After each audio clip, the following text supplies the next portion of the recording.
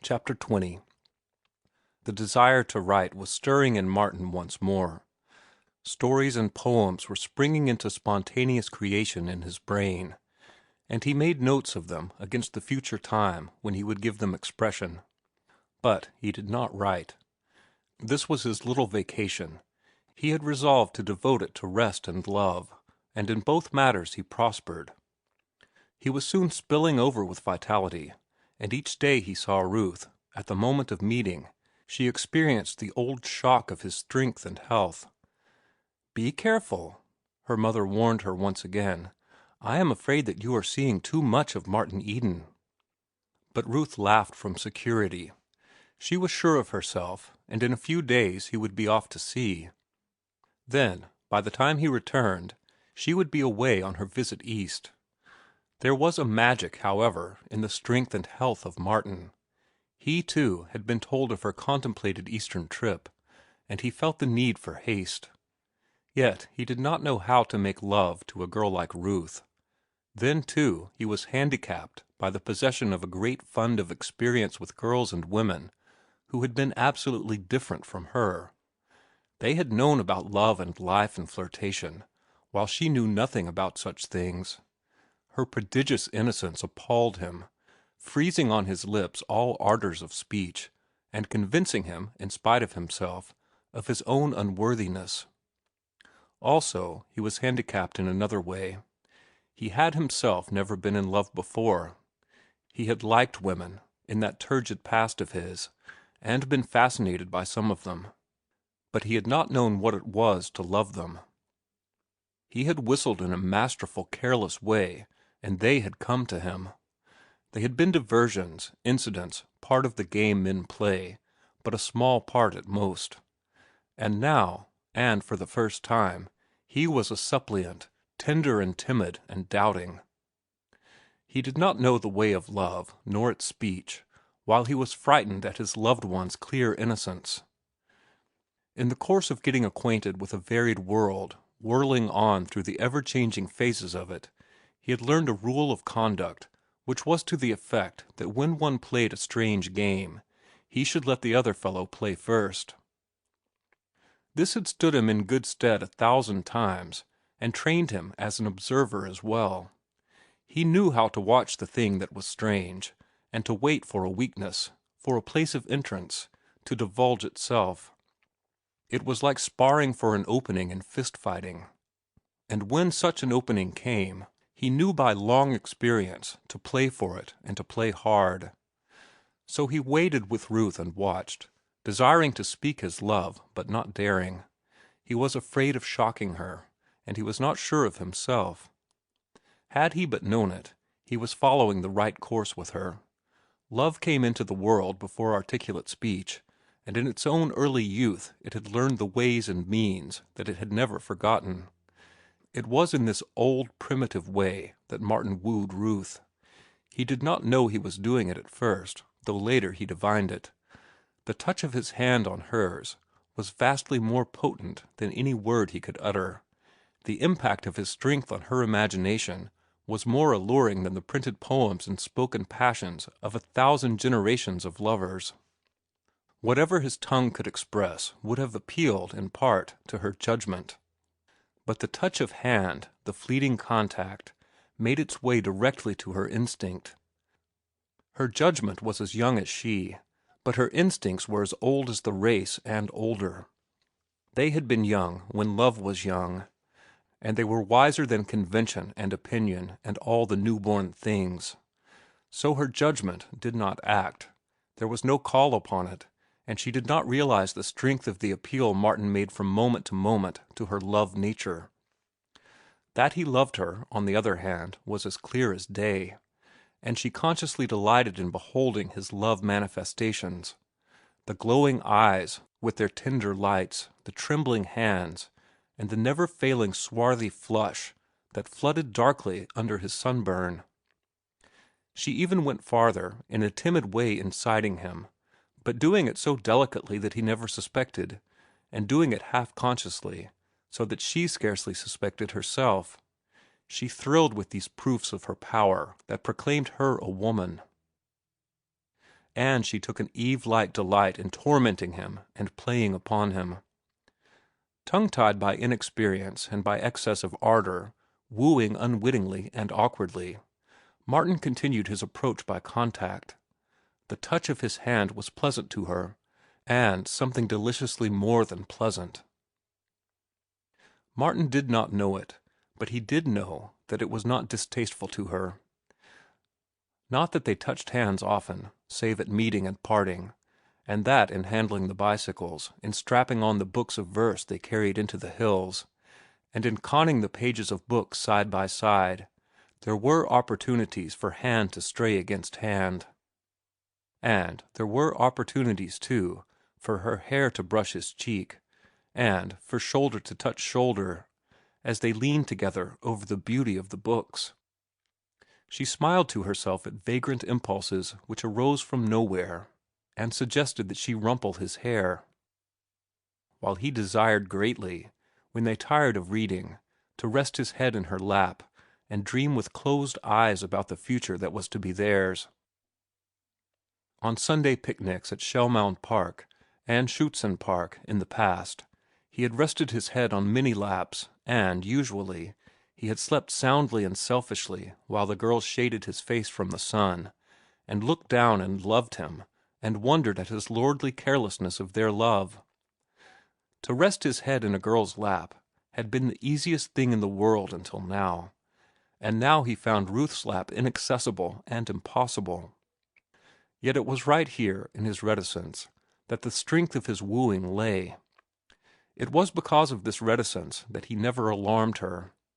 Herself fastidious and timid, she never awakened to the perilous trend of their intercourse. Subtly and unaware, she grew toward him and closer to him, while he, sensing the growing closeness, longed to dare, but was afraid. Once he dared, one afternoon, when he found her in the darkened living room with a blinding headache. "Nothing can do it any good," she answered his inquiries. "And besides, I don't take headache powders. Dr. Hall won't permit me." "I can cure it, I think, and without drugs," was Martin's answer. "I am not sure, of course, but I'd like to try. It's simply massage. I learned the trick first from the Japanese. They are a race of masseurs, you know.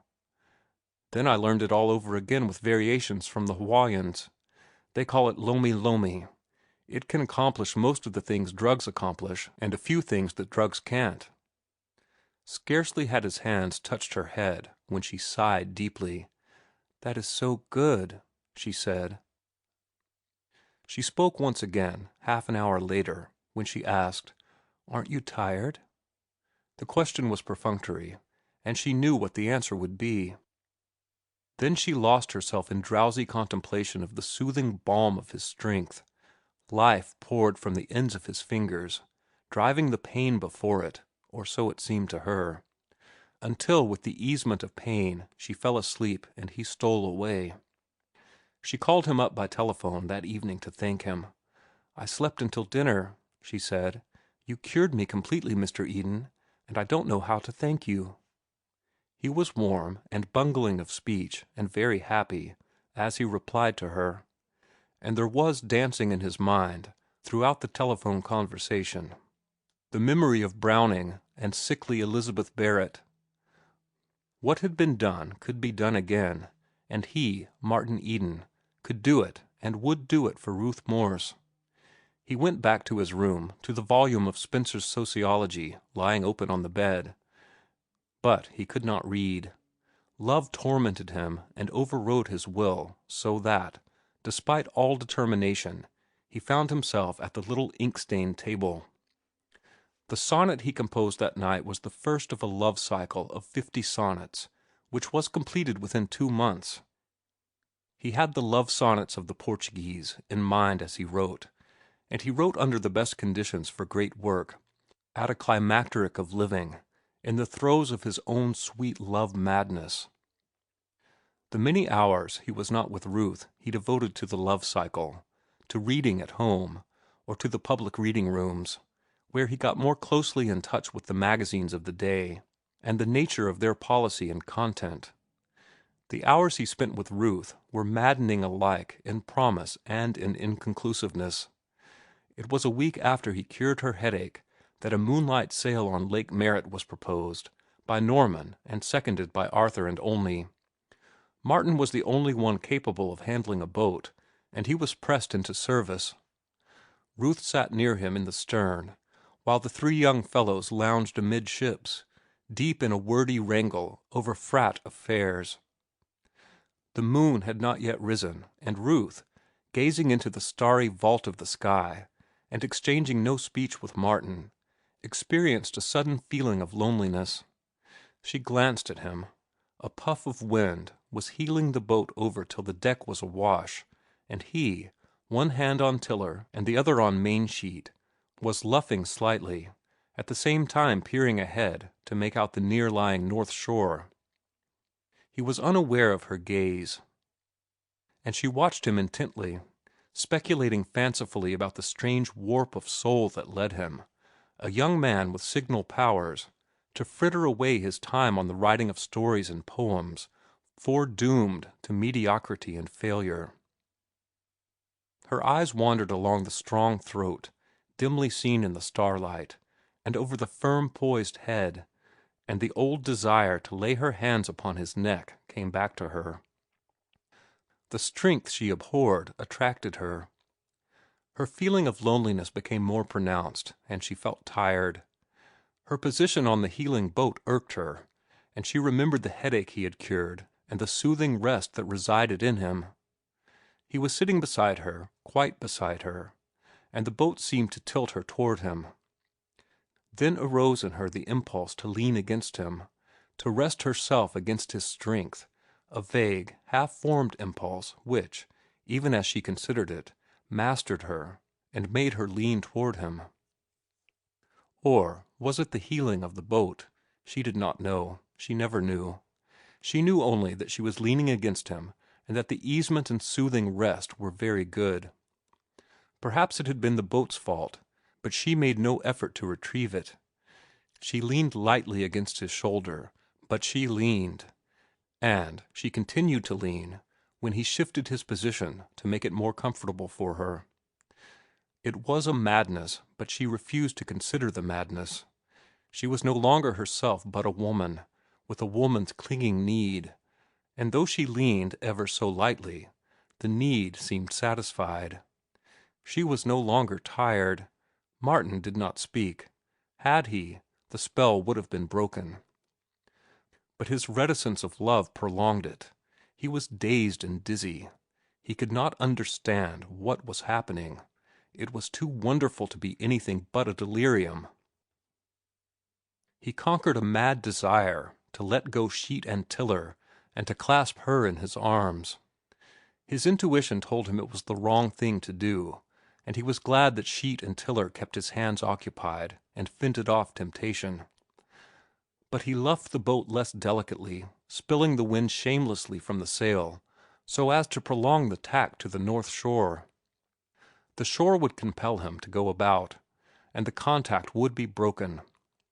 He sailed with skill, stopping way on the boat without exciting the notice of the wranglers, and mentally forgiving his hardest voyages in that they had made this marvelous night possible, giving him mastery over sea and boat and wind, so that he could sail with her beside him, her dear weight against him on his shoulder. When the first light of the rising moon touched the sail, illuminating the boat with pearly radiance, Ruth moved away from him. And, even as she moved, she felt him move away. The impulse to avoid detection was mutual. The episode was tacitly and secretly intimate. She sat apart from him with burning cheeks, while the full force of it came home to her. She had been guilty of something she would not have her brothers see, nor Olney see. Why had she done it? She had never done anything like it in her life, and yet she had been moonlight sailing with young men before. She had never desired to do anything like it. She was overcome with shame, and with the mystery of her own burgeoning womanhood. She stole a glance at Martin, who was busy putting the boat about on the other tack, And she could have hated him for having made her do an immodest and shameful thing. And he, of all men! Perhaps her mother was right, and she was seeing too much of him. It would never happen again, she resolved, and she would see less of him in the future. She entertained a wild idea of explaining to him the first time they were alone together, of lying to him, of mentioning casually the attack of faintness that had overpowered her just before the moon came up. Then she remembered how they had drawn mutually away before the revealing moon, and she knew he would know it for a lie. In the days that swiftly followed, she was no longer herself, but a strange, puzzling creature, willful over judgment and scornful of self-analysis, refusing to peer into the future or to think about herself and whither she was drifting. She was in a fever of tingling mystery, alternately frightened and charmed, and in constant bewilderment. She had one idea firmly fixed, however, which ensured her security. She would not let Martin speak his love. As long as she did this, all would be well. In a few days he would be off to sea, and even if he did speak, all would be well. It could not be otherwise, for she did not love him. Of course, it would be a painful half-hour for him, and an embarrassing half-hour for her, because it would be her first proposal. She thrilled deliciously at the thought. She was really a woman, with a man ripe to ask for her in marriage. It was a lure to all that was fundamental in her sex. The fabric of her life, of all that constituted her, quivered and grew tremulous. The thought fluttered in her mind like a flame-attracted moth. She went so far as to imagine Martin proposing, herself putting the words into his mouth, and she rehearsed her refusal, tempering it with kindness, and exhorting him to true and noble manhood. And especially he must stop smoking cigarettes. She would make a point of that. But no, she must not let him speak at all. She could stop him, and she had told her mother that she would. All flushed and burning, she regretfully dismissed the conjured situation. Her first proposal would have to be deferred to a more propitious time and a more eligible suitor. End of chapter 20.